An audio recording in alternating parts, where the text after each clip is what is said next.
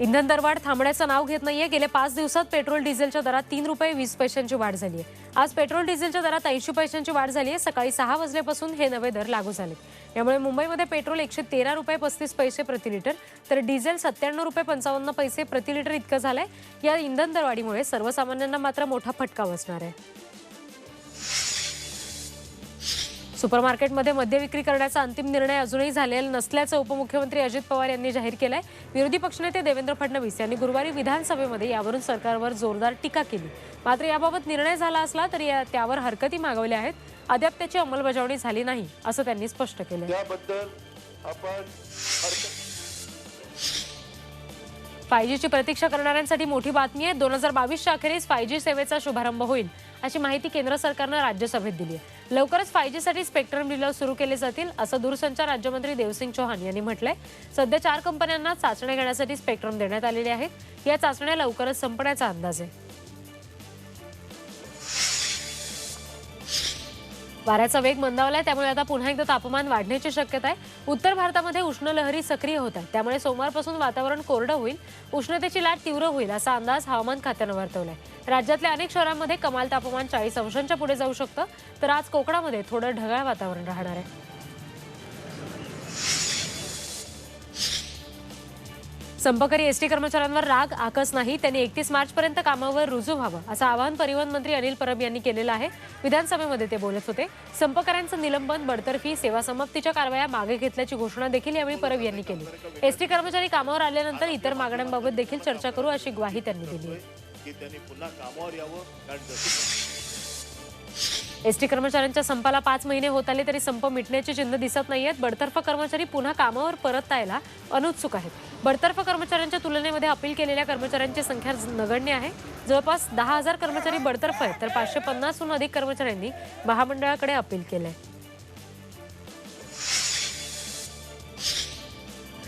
राज्यामध्ये कोरोनाची तिसरी लाट ओसरू लागली आहे। लवकरच रुग्णसंख्या 100च्या खाली जाण्याची शक्यता आहे। मात्र परदेशातील रुग्णवाढ लक्षात घेता राज्य सरकारनं दक्षता घेण्याच्या सूचना दिल्यात। यामध्ये इन्फ्लुएन्झा किंवा अन्य श्वसनाचे आजार असतील तर अशा रुग्णांच्या कोरोना चाचण्या करण्याचे आदेश राज्य सरकारनं दिलेत। उल्हासनगर कॅम्प 3 मधल्या पेहलुमल या कंपाऊंडमध्ये एका जीन्सच्या कारखान्याला आग लागली। कारखान्यामध्ये जीन्सचा कपडा असल्यामुळे काही वेळातच आगीने रौद्ररूप धारण केलं। अग्निशमन दलाच्या 8 गाड्यांनी घटनास्थळी धाव घेत आगीवर नियंत्रण मिळवलं। कारखाना बंद असल्यामुळे जीवितहानी टळली। सिंदरघोटी महामार्गावर एसएमबीटी हॉस्पिटल परिसरामध्ये कार आणि टेम्पो ट्रॅव्हल यांची समोरासमोर जोरदार धडक झाली। या अपघातामध्ये कारच्या पुढच्या भागाचा पूर्ण चेंदामेंदा झाला, तर टेम्पोचंही मोठं नुकसान झालंय। कारची एअरबॅग उघडल्यामुळे चालकासह कारमधल्या इतर जणांना काही इजा झाली नाही। अपघातामुळे महामार्गावर सुमारे 1 तासासाठी वाहतूक खोळंबली होती। पुणे नगर महामार्गावरील सणसवाडी इथे दावत हॉटेल समोर पुण्याकडून नगरच्या दिशेने जाणारी टाटा इंडिगोचं नियंत्रण सुटलं आणि त्यामुळे अपघात झाला। कारनं दुभाजक ओलांडून नगरकडून पुण्याच्या दिशेने जाणाऱ्या दुचाकी आणि 4 चाकीला धडक दिली। या अपघातामध्ये 2 जण गंभीर जखमी झालेत। गाड्यांचंही मोठ्या प्रमाणात नुकसान झालंय। अपघातामुळे महामार्गावर काही काळासाठी वाहतूक कोंडी झाली होती। अंबरनाथमधून जाणाऱ्या कल्याण कर्जत महामार्गावरचा वालधुनी नदीवरचा पूल धोकादायक बनलाय। पुलाचं स्ट्रक्चरल ऑडिट करण्याची गरज होती।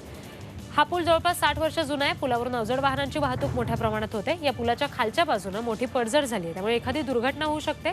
शासकीय यंत्रणेला त्यापूर्वी जाग यावी अशी आशा सध्या व्यक्त होती। नाशिक पोलिसांनी बाईक चोरी करणाऱ्या चोरट्यांना पकडले। चोरट्याकडून 9 मोटरसायकल, 7 गुन्हे उघडकीस आलेले आहेत। तसंच संशयितांकडून 3 लाखांचा मुद्देमाल हस्तगत करण्यात आलाय। दरम्यान चोरट्यांविरोधात नाशिक रोड पोलीस ठाण्यात गुन्हा नोंदवण्यात आलाय। लग्नाचा आमिष दाखवून अनेकांना लाखो रुपयांचा गंडा घालणाऱ्या टोळीचा पर्दाफाश येवले शहर पोलिसांनी केलाय। मराठवाडा इथं मुली आणल्या जाऊन मुलांकडून लाखो रुपये उकळायचे आणि नंतर मुलींनी पळून जायचं असा प्रकार समोर आलाय। दरम्यान याबाबत पोलिसांनी 2 आरोपींना ताब्यात घेतलंय।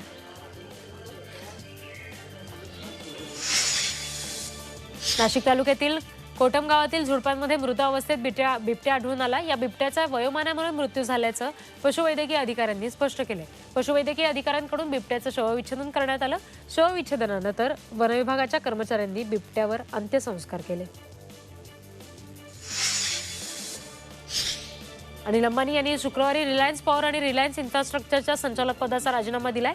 सेबीच्या आदेशानुसार अनिल अंबानी यांना कोणत्याही सूचीबद्ध कंपनीशी संबंधित राहण्यापासून मनाई करण्यात आली होती आणि त्यानंतर त्यांनी हा राजीनामा दिलाय. विधिमंडळाच्या अर्थसंकल्पीय अधिवेशनाचं सूप वाजलं. मुख्यमंत्री आणि उद्धव ठाकरे आणि उपमुख्यमंत्री अजित पवार यांनी अधिवेशन संपल्यावर सभागृहाला नमस्कार केला. पावसाळी अधिवेशन 18 जुलैला सुरू होईल. अधिवेशनामध्ये ईडी कारवाई आणि इतर मुद्द्यांवरून विरोधक आणि सत्ताधाऱ्यांमध्ये संघर्ष पाहायला मिळाला.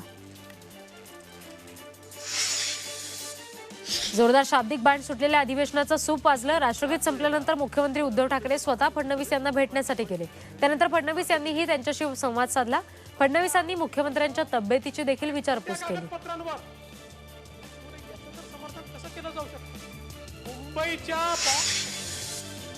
केंद्र आणि राज्य सरकारच्या संघर्षाची सुरुवात आपल्यापासून झाली आहे असं प्रताप सरनाईकांनी ईडीची नोटीस आल्यावर म्हटलंय.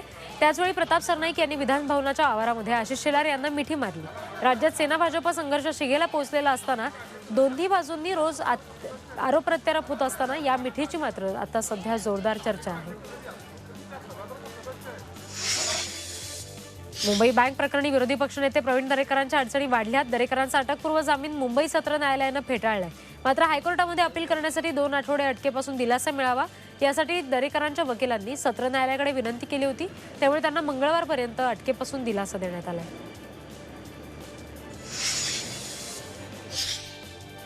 मुंबई महापालिका आयुक्त इक्बाल सिंग चहल यांना इन्कम टॅक्स खात्यानं नोटीस बजावली आहे. गेल्या 3 मार्च रोजीच चहल यांना ही नोटीस बजावण्यात आल्याचं समजतंय. माजी स्थायी समिती अध्यक्ष यशवंत जाधव यांच्यावरील कारवाई संदर्भात ही नोटीस पाठवण्यात आल्याची माहिती सूत्रांकडून मिळते. 10 मार्चला त्यांनी हजर राहावं यासाठी हे समन्स होतं.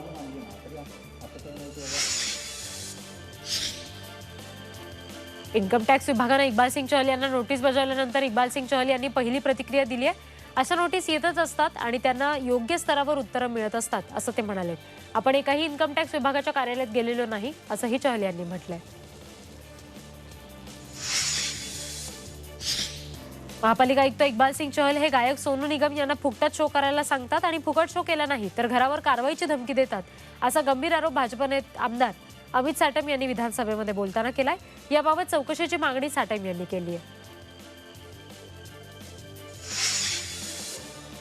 परळीतील वैद्यनाथ बँकेकडील 46 कोटींच्या तारण साखर चोरी प्रकरणी 3 अधिकारी कर्मचाऱ्यांना उस्मानाबाद पोलिसांनी अटक केली आहे. यामध्ये दीनदयाळ बँकेच्या आंबेजोगाई शाखाधिकाऱ्यांचा देखील समावेश आहे.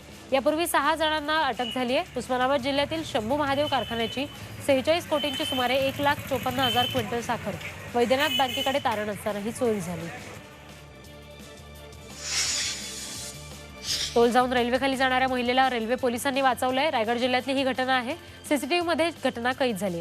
कोइंबतूर LTT मेल कर्जत स्थानकावर जात होती आणि यावेळी संतोष पुष्कराज देवी ही महिला चालत्या रेल्वेतून टोल जाऊन पडली.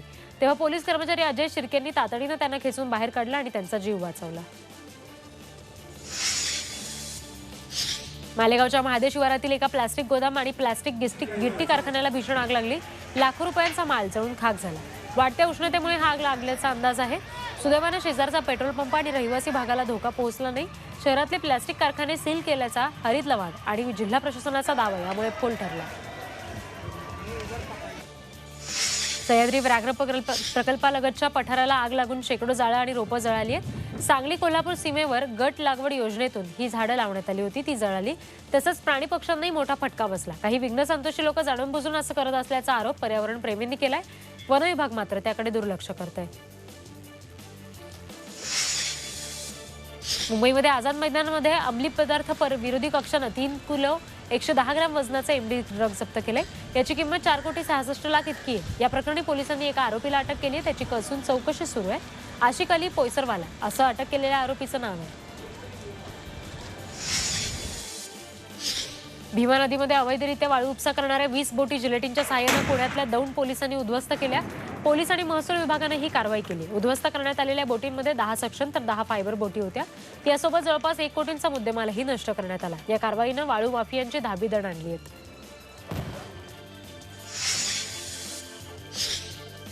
भिवंडीमध्ये शेलार गावामध्ये घराबाहेर पार्क केलेल्या गाडीतून पेट्रोल चोरी करण्याची घटना घडली आहे. पेट्रोल डिझेलचे भाव वाढले त्यामुळे चोरट्यांनी हे पेट्रोल चोरलं. ही घटना सीसीटीव्हीमध्ये कैद झाली आहे. रात्रीच्या वेळी पथक तैनात असूनही चोरीच्या घटना काही कमी होत नाहीयेत.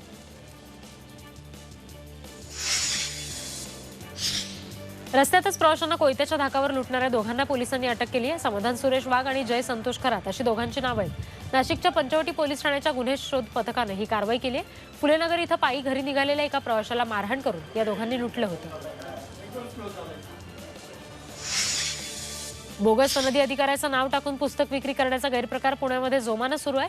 या विरोधात एमपीएससी उमेदवारांनी फरासखाना पोलीस स्टेशनमध्ये तक्रार दाखल केली. सॅमकट्टा पब्लिकेशनची ही पुस्तकं आहेत आणि त्याचा लेखक सनदी अधिकारी नसल्याचं उघड झालंय. गंभीर म्हणजे या पुस्तकामध्ये 150 पेक्षा जास्त चुका आहेत.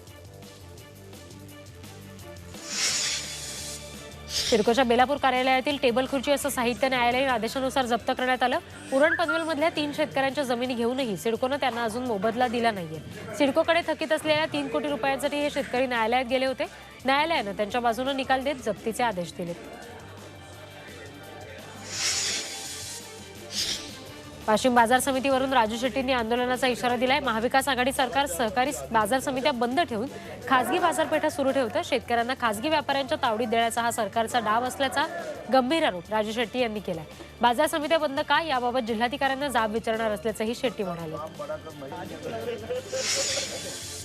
24 तास विजेसाठी महाराष्ट्रातील शेतकरी आपल्या राज्यामध्ये जमीन खरेदी करत असल्याचा दावा तेलंगणाचे अर्थमंत्री टी हरीश राव यांनी केलाय.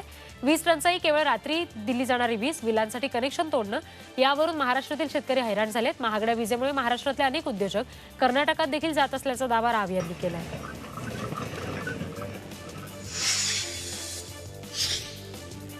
सांगली आणि मिरज शहर परिसरामध्ये जोरदार पाऊस झाला. सलग दुसऱ्या दिवशी दोन्ही शहरात वादळी वाऱ्यासह पाऊस झाला. गुरुवारपासून ग्रामीण भागामध्ये वादळी पाऊस पडतोय आणि त्यामुळे पिकांचं नुकसान होत आहे आणि शेतकरी चिंतेत आहे. गुढीपाडव्यापासून विठुरायाचं पदस्पर्श दर्शन सुरू करावं या मागणीचा प्रस्ताव मंदिर समितीनं राज्य सरकारकडे पाठवण्याचा निर्णय घेतलाय. विठ्ठल रुक्मिणी मंदिर समिती सदस्यांची बैठक पार पडली, ज्यामध्ये हा महत्त्वपूर्ण निर्णय झाला. गेल्या 2 वर्षापासून कोरोनामुळे पदस्पर्श दर्शन बंद आहे. आता राज्य सरकारच्या निर्णयाकडे भाविकांचं लक्ष आहे.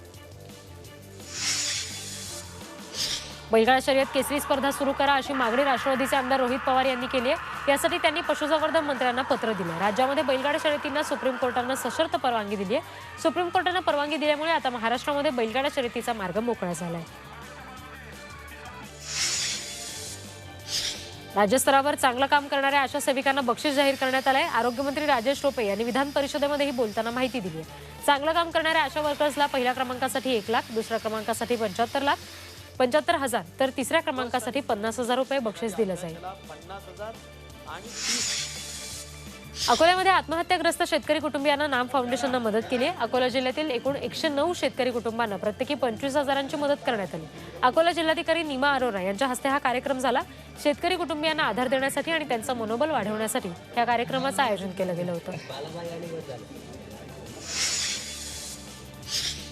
भारतीय सैन्यानं काही हवाई कसरतींचा अभ्यास केला. विशेषतः आपत्कालीन परिस्थितीमध्ये एअरलिफ्टिंग करण्यासंदर्भात हा अभ्यास होता. यामध्ये विमानांमध्ये जलद गतीनं चढणं, दुर्गम भागामध्ये पॅराशूटच्या सहाय्यानं उतरणं, काही ठिकाणी लक्ष्यभेद करणं आणि गस्ती घालणं यासारखा सराव यावेळी करण्यात आला. चंद्रपुरातल्या 8 वर्षांच्या एका चिमुकल्यानं 1 मिनिटात तब्बल 57 टाईल्स तोडण्याचा रेकॉर्ड केलाय. कबीर सूचक या चिमुकल्याच्या विक्रमाची इंटरनॅशनल बुक ऑफ रेकॉर्ड्समध्ये नोंद झाली. 8 वर्षाच्या सूचकनं अनेक कराटे स्पर्धा जिंकल्यात. या आधी सुद्धा कबीर सूचकच्या पराक्रमाची नोंद ही इंडिया बुक ऑफ रेकॉर्ड्स आणि आशिया बुक ऑफ रेकॉर्ड्समध्ये झालेली आहे. साताऱ्यातल्या किल्ले अजिंक्य ताऱ्यावर 120 वर्षांपूर्वीचे लोखंडी नक्षीयुक्त खांब सापडलेत. विहिरीमध्ये हे 2 लोखंडी पुरातन खांब असल्याचं समोर आलं. या खांबांवर इंग्रजीमध्ये गहागन अँड कंपनी बॉम्बे असं लिहिलंय. ही कंपनी साधारण 120 वर्षांपूर्वी मुंबईमध्ये अस्तित्वात होती. देशभर झळकलेल्या RRR या दाक्षिणात्य सिनेमाच्या तगड्या स्टारकास्टच्या मानधनाची चर्चा सुरू झाली आहे. साऊथचे स्टार रामचरण आणि ज्युनियर NTR यांनी सिनेमासाठी प्रत्येकी 45 कोटी रुपये इतकं मानधन घेतलंय. तर बॉलिवूडचा सिंगम अजय देवगणनं 25 कोटी, आलिया भट्टला देखील 9 कोटी रुपये मिळाल्याची चर्चा आहे. स्टार किड सोहाना खान, खुशी कपूर आणि अगत्य नंदा आपल्या पहिल्या ऑगस्ट ह्या सिनेमासाठी म्हणून आपल्या पहिल्या बॉलिवूड सिनेमासाठी सज्ज झाले. दिग्दर्शिका जोया अख्तर यांच्या द आर्चिस या सिनेमामध्ये हे सगळे दिसणार आहेत. सध्या सिनेमाचं शूटिंग सुरू झालंय आणि या सगळ्यांचे लुक व्हायरल झाले. हा सिनेमा आर्चिस या कॉमिक्सवर आधारित आहे. द कपिल शर्मा शो बंद होणार असल्याच्या चर्चा रंगतायत. कपिलने नुकतीच इंस्टाग्रामवर एक पोस्ट शेअर केली, ज्यामध्ये त्याने म्हटलंय की तो यावर्षी अमेरिका आणि कॅनडा ट्रिप खूप एन्जॉय करणार आहे. कपिलच्या या टूरमुळे शूटिंग शक्य होणार नसल्यानं तात्पुरता कपिल शो बंद होणार असल्याची चर्चा आहे. अभिनेत्री तेजश्री प्रधाननं आपले साडीतले फोटो नुकताच सोशल मीडियावर शेअर केलेत. फ्लॉर प्रिंट असलेल्या ट्रान्सपरंट साडीत तेजश्री खूपच सुंदर दिसतेय. विशेष म्हणजे या फोटोंना तेजश्रीनं beauty is good for soul असं कॅप्शन दिलंय.